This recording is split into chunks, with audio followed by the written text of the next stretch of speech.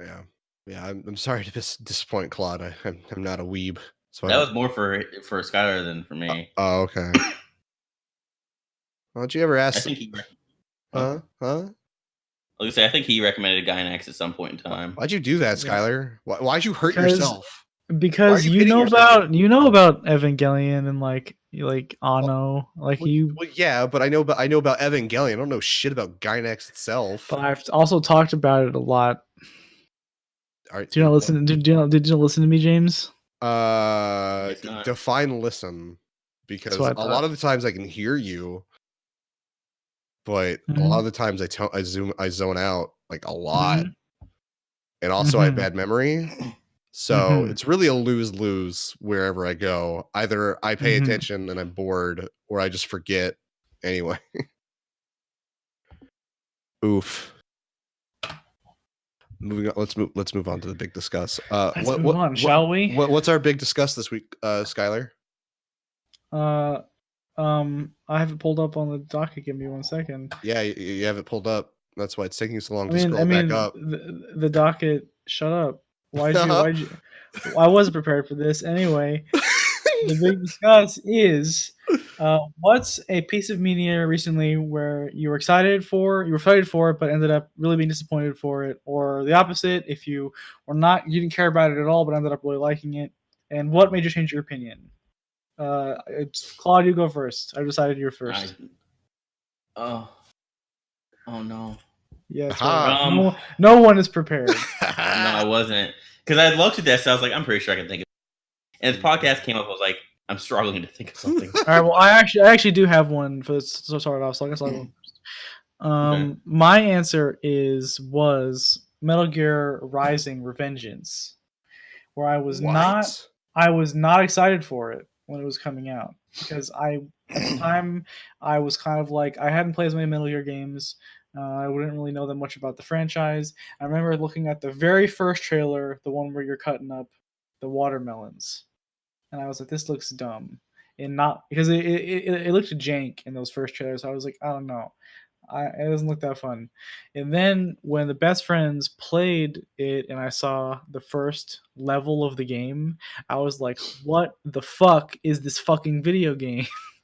And I went out and I bought it like the same day they put up that video of like it was like a best of compilation of their first recording session, which they put up before the playthrough actually started. I bought it the same day on Amazon. And the game is fucking amazing, and it arguably is what got me into character action games overall. So that's my example of the opposite of something I wasn't excited for at all, but I ended up really liking, and it was just because of how fucking godlike everything about that tutorial level is. You shoulder check Metal Gear Ray over the thing. You fucking do the fight with just from Sam on the train. There's like it's just a fucking great tutorial level. It's fucking sick. You jump on the missiles to get to the clock tower, then you run down the clock tower as it's shooting lasers at you. It's so good. Something I thought I was actually gonna be really disappointed by. Oh no, something I was actually very kind of disappointed by was Synecdoche, New York. That's a movie, I follow Your Movie Sucks on YouTube. He's a cool guy. I like his reviews. Sometimes his opinions are fucking whack with stuff that he doesn't like. Skylar and I have talked about that before, about like how a lot of the times he doesn't seem to like things that are just like lovey-dovey for the sake of it. He doesn't like things that are wholesome. Yeah. I have that too in the terms of like a narrative thing. I don't like things that are wholesome without some sort of narrative attached to them. But wholesome things are nice, like in general. I don't mind them. But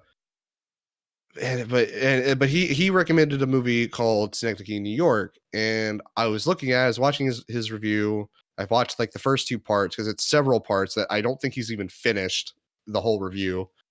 Yeah, I'm not sure he's done with it either. Yeah. And I was like, okay, well, he's not done with it, so I'll go and watch it. And I watched it, and so it's okay. imagery wise and directing wise, great movie. Fucking boring. I keep falling asleep. Every time I watch it, and I feel bad because it's not a bad movie overall. Like the idea, the fact that it revolves around like time constantly slipping away is, and main character's getting older and older and older. Within like scenes, he's like 50, and it's like, okay, but like there's a lot of it builds up, and like towards the end, it like kind of that idea kind of collapses in a way, and it just turns into, we're just gonna get as kind of meta as possible, where now the guy is directing a stage play that will never be released because he's been working on it for 30 years, and he keeps making the project bigger and bigger and bigger, which I can not relate to, but I can like understand that when you're working on something, you want to keep adding all of these things and stuff, but you can't because it'll get too big. You will never finish it otherwise. Call that feature creep. Yeah, feature creep. But like it turns into like, so he gets divorced. He divorces his wife. She moves to France. He goes to France to see his ex-wife who took their daughter. He ends up finding her. She's now an artist. And then at some point he goes to like a weird European back alley strip club, and it's his daughter. And he has a whole flip out thing. He goes back to America, marries a girl that works for his theater group, divorces her, and then he starts making a play where his stalker plays him, and then somebody else plays his wife, his second wife. And the play is their entire lives, and it's in real time. And like every day he writes the script for an actor playing a person in his life, including himself. And then it gets to a point where the play becomes about a play about him writing a play about himself. So there is an actor to play his stalker that is playing him. And now his stalker is having an affair with his real wife. And it's I'm sorry. No, I'm sorry. The stalker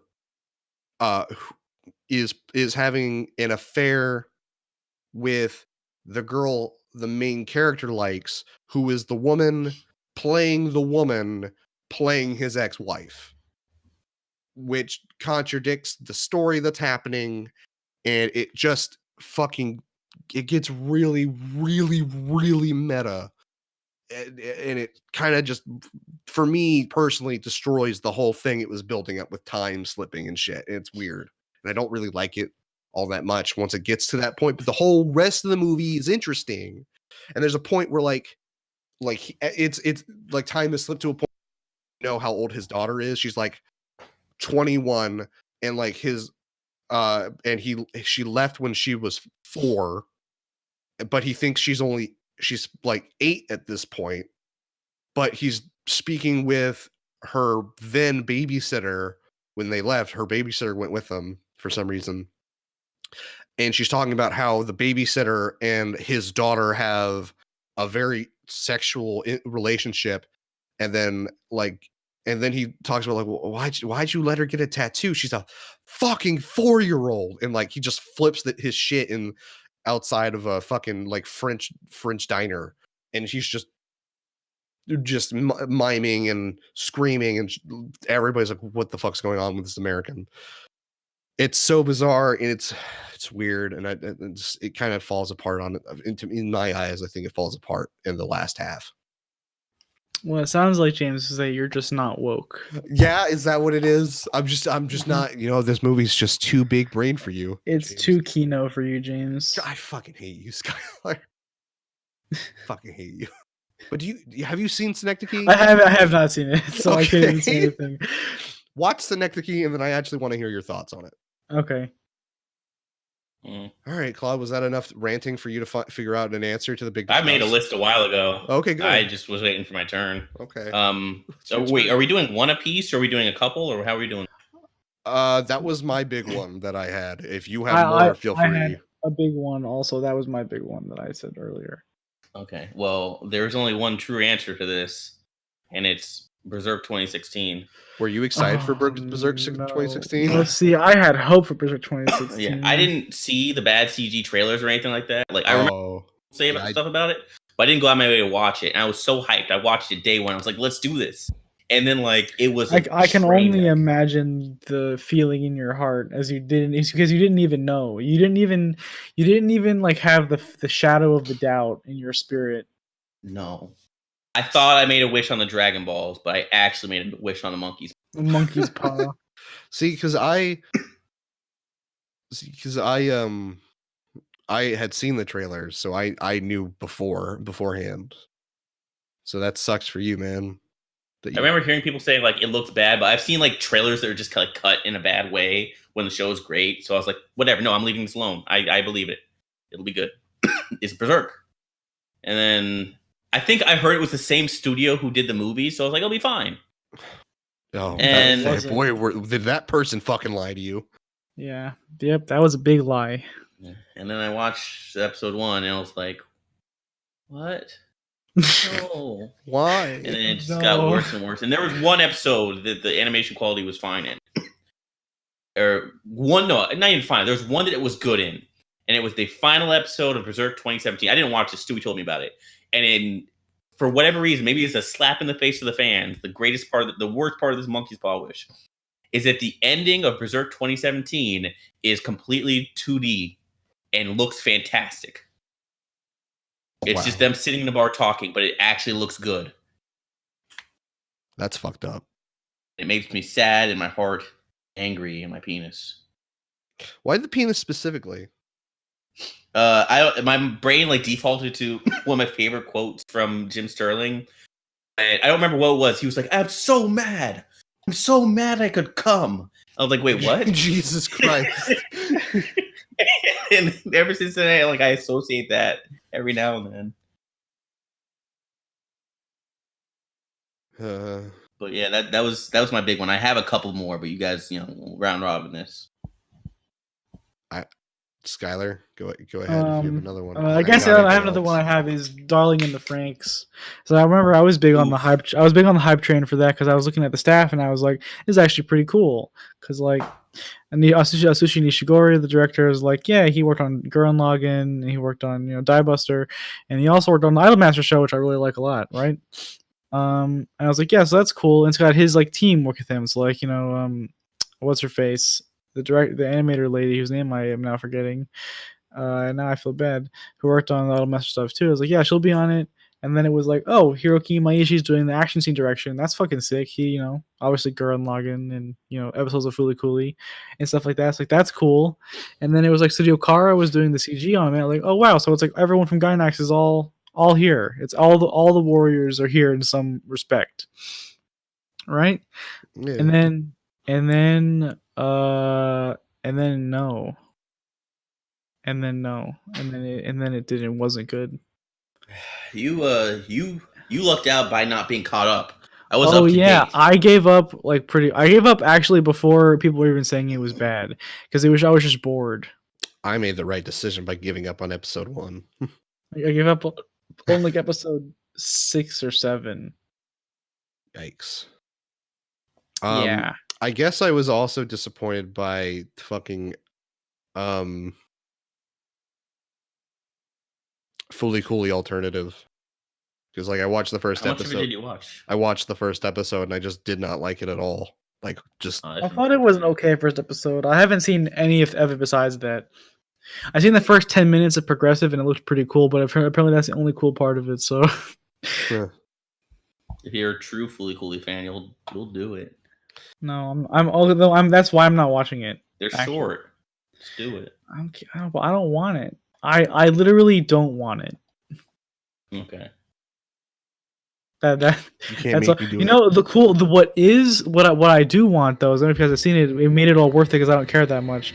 Is fucking Koyo Shinari, who did animation stuff for both of them, I think, has for Progressive. I mean, has a bunch of like concept art shit he put up of his stuff for Progressive, and those prints look amazing. So at least we got those, right? Yeah, you should link those to me sometime because I haven't. Yeah, I think I posted them in chat before when I found them. But yeah, but that's it. What about you? Do you have another one? What you're saying? You said fully cool, so it's Claude's turn. Yeah, so I have one that I'm gonna go with the opposite one that's positive. Asobi Asobase. And this was a very quick turnaround because 1 second. Yeah, well, 3 minutes. Because as people know, I do this thing called the Fool's Journey, where I'll just watch the first episode of every anime for every season on the platforms I own, and I'll go out of my way to watch the ones that aren't, if it's something that like, hey, this appeals to me. Like when I saw the clip for like the girls messing with Sato, the security guard in Mitsubishi Colors, I was like, I need to watch this. But I didn't watch any PVs for that show. I didn't even see any PVs for it. So I just saw something called Asobi Asobase. Stewie and I were watching it, doing the full journey together. This was like the fourth show of that night, and it was like after we already ran into a couple of stinkers. So it started up, and it's just girls singing in a field. And it was like immediate impression is cute girls doing cute things, and we were like, okay, I guess. And the OP was like super like mellowed out and like, oh, they're just girls being cute. Like, I fucking don't like this. Neither of us did. Then we got into the beginning of God, I'm forgetting her name. One of the main girls, her backstory is where it's like she doesn't like any type of like bets because her sister would always beat her bets and make her go to the store to buy ice cream. It's just all of it was just very baseline. We were like, God, we're not liking this. And then fucking Hanako got slapped. Yeah. And we were like, wait, what? And like it was an immediate wake up call. We were like, what's happening here? And then it just gets more and more and more absurd. The entirety of the episode, great references. Detective Conan, case closed reference at the end, with a guy drinking up what he thinks is possibly a girl's pee to see if she's lying, and their reaction. And then you end with like metal sung by the voice actors. It's like this is a perfect first episode, from this deceptive opening all the way to the metal ending. This is godlike. And because at the beginning I thought it was just cute girls and I thought I was not gonna like it, and then I ended up loving it by the end of the first episode. So yeah, that's one of mine. All right. Well, I don't really have anything else, unless Skylar, do you have anything else? No, not really. All right. Well, I guess it's about time to wrap it up then. That's fine. We've been going for 2 hours 50 minutes, so good solid length. Yeah. So it's girthy. We had a busy week, so we had a big week, so we had a small discuss. Yeah, small discuss. A big girth, tiny head. Who knew? That sounds painful. It sounds like what you have when you have phimosis. If you'd like to send in your fan questions, please feel free to message us at weeklydadcast@gmail.com. Or you can complete the form on our website, weeklydadcast.com. There's a new best of the worst. Yeah, there is. My night has been saved. Hooray. So, by the way, for those of you who still aren't aware yet, even though I've mentioned it for the past like 3 weeks, we have a new website. It's weeklydadcast.com.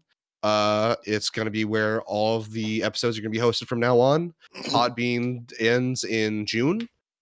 So if you're one of our Podbean listeners, please make sure to remember that, because otherwise you're going to be fucked out of the rest of the podcast. We have all of the entire backlog, so you're not missing anything there. It's linked to our Twitch too, so when we stream, you can see it there. There's some extra goodies like the meet the cast shit. Don't worry about it. There's a link to our Patreon there, patreon.com/ Not like an actual meet the cast. Tell them what you did last time about your meet the cast. Oh no! What is? I don't know what talk about. So, we have a Patreon, patreon.com/dadcast, which now has only a donation thing of $1. But before, when I was an idiot and didn't know how Patreon worked, when James is a dumb, stupid idiot. Yeah, I was like, donate like if you donate like $2,000, yeah, we'll fly to your state and hang out. All of us for $2,000. Assuming you are in the continental United States, that is potentially just the amount it would take for all 4 of us to fly there and back, depending on where you are.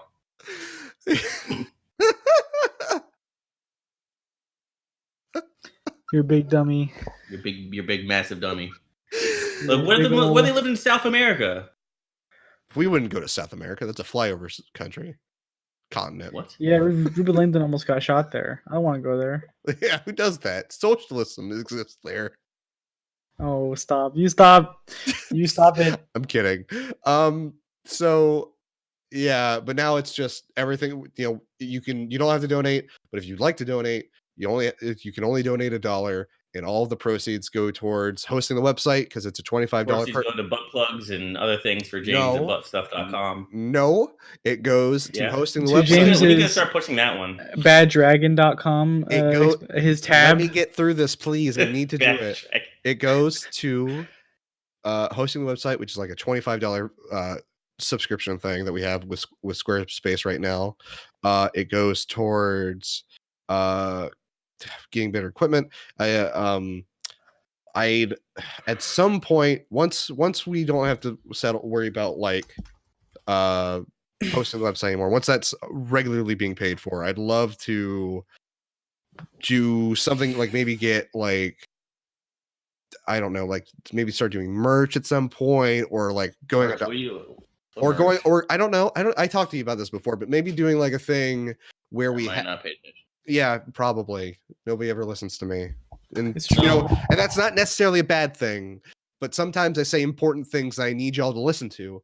Anyway, merch be like, I don't know, maybe Boy cried wolf.